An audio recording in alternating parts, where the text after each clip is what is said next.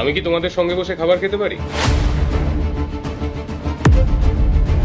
মালিক, আপনি আমাদের সঙ্গে খাবেন? হ্যাঁ, খাবো। প্রবলেম কি? তোমরা শুধু এইটুকু বলো যে আমি তোমাদের সঙ্গে বসে খেতে পারি কিনা। হ্যাঁ, খান না মালিক। দাঁড়ান মালিক, আপনি রাস্তায় বসবেন না, আমি আপনার জন্য চেয়ার আনছি। না না, তার কোনো দরকার নেই। তোমরা তো এখানে বসেই খাচ্ছ, আর তাছাড়া এখানে ভালো হাওয়াও দিচ্ছে। আমিও তোমাদের সঙ্গে নিচে বসেই খেতে পারি, কোনো প্রবলেম নেই। দাও।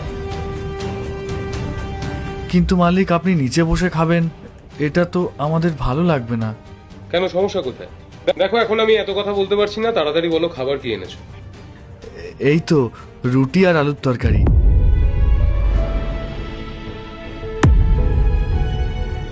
আরে এটা তো আমার ভীষণ পছন্দের।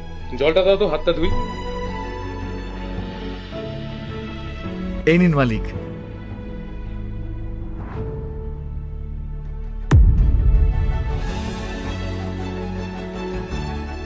কিন্তু এখানে তো দুটো রুটি আছে, আমি যদি খেয়ে নি তাহলে তোমরা কি খাবে? আপনি এ নিয়ে ভাববেন না, আপনি খান, আমরা পরে বানিয়ে নেব। তাহলে আমি খাচ্ছি, অসুবিধা নেই তো? না না, আপনি খান।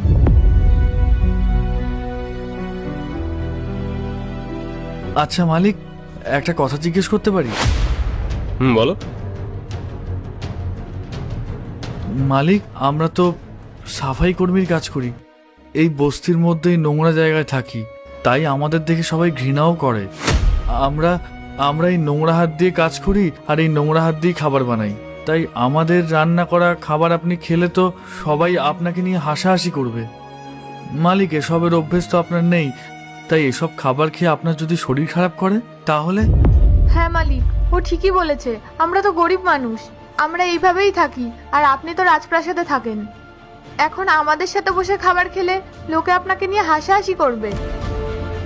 আমাদের মতো মানুষের হাতে লোকে খাবার তো দূর, জলও পর্যন্ত খায় না, আর আপনি আমাদের সাথে বসে খাবার খাচ্ছেন। ব্যাপারটা ভালো লাগছে না, তাই না বলো? আরে বাবা, খেতে বসে এত কিছু ভাবা যায় নাকি?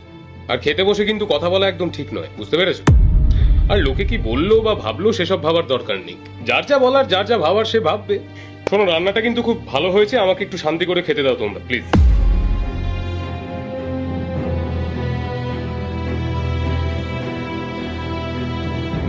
তরকারিটা খুব ভালো হয়েছে। তরকারিটা তুমি বানিয়েছো তো বৌদি?